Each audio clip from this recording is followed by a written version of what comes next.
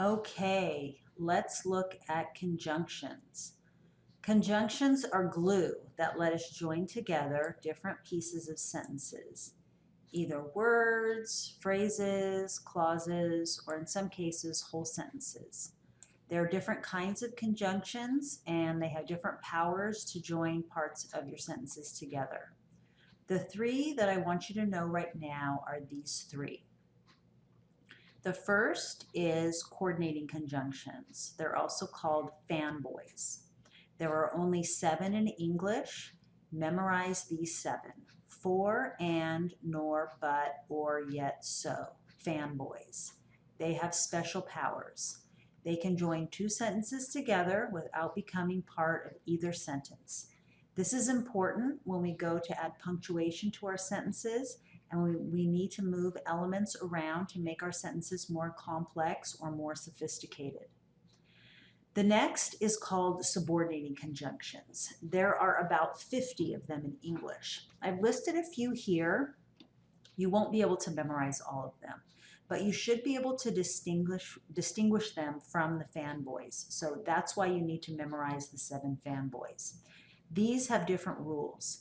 They get added to a clause and become part of that clause and turn it into a dependent clause. There are a ton of different websites that list common subordinating conjunctions. I've got a pretty good one linked here in the PowerPoint document that you can look at, but there are others.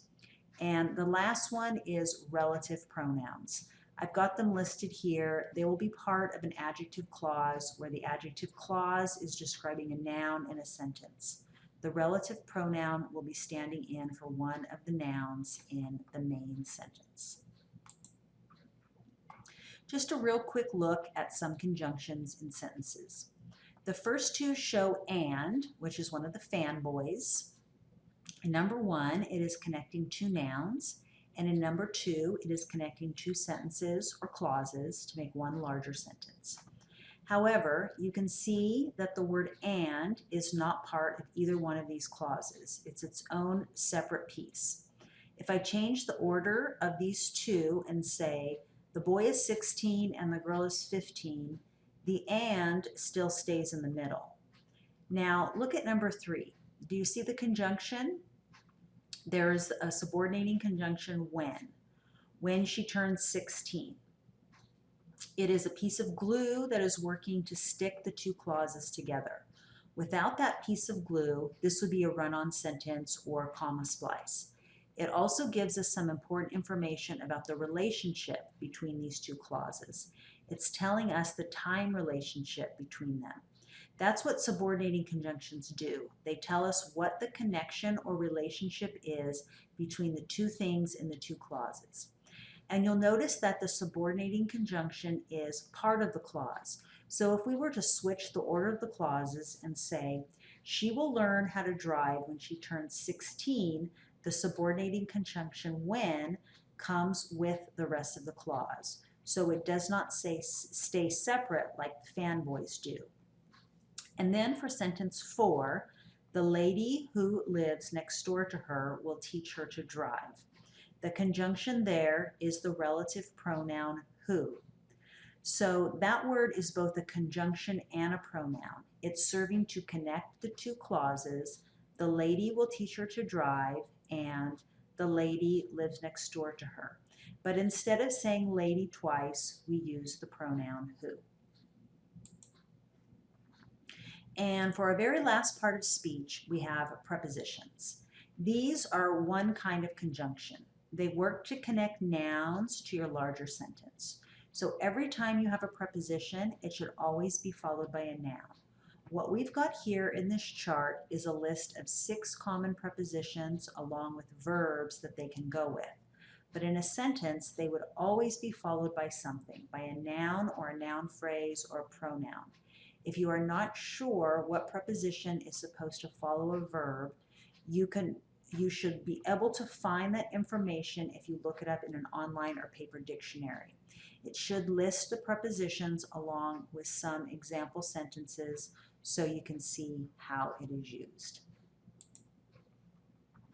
And then really quickly, let's look for the prepositional phrases here. Remember, they are going to be a preposition plus a noun.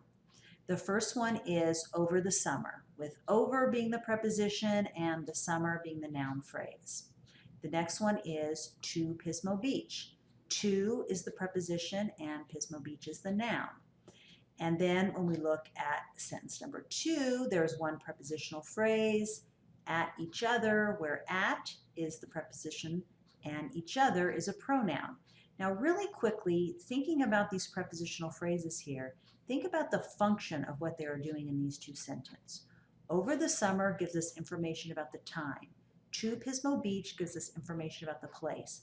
At each other tells us about the manner in which they're splashing water. So if you remember, those are adverb functions. So sometimes prepositional phrases can have the function of adverbs in sentences. All right, let's look at number 3. It's quite a complicated one. First of all, the sand from the beach. I hope that by now you can see that from the beach is a prepositional phrase that is describing the noun, the sand. By the way, the subject of this whole sentence is the sand from the beach. And the verb that it agrees with is got. You can't see the agreement because it's in past tense here, but those two are subject-verb partners. The sand from the beach got. The next prepositional phrase is into my hair. I hope you can see that clearly. The next thing I'd like you to take a look at is until I got home. At first glance, this may seem like a prepositional phrase, and sometimes the word until can be a preposition, but in this case, that is not what's going on here because it is not followed by a noun. It's followed by a whole sentence, I got home. Or actually, the whole thing is, I got home and washed it. So in this case, until is not a preposition here. It's a conjunction because it's not connecting a noun to the larger sentence. It's connecting two clauses together. Until is a subordinating conjunction that is showing a time relationship between these two clauses. It's important to know the difference between conjunctions and prepositions because there are different rules for what they can do and can't do in sentences, especially when it comes to punctuation. So the key is to find the word in question and then look right after it and figure out what it is connecting to the rest of the sentence. If it is connecting a noun to the rest of the sentence, then it's a preposition. If it's connecting pretty much anything else, it's a conjunction. And then really quickly, our final prepositional phrases are in the shower and with extra shampoo. Telling where and how, so again, prepositional phrases with adverb functions.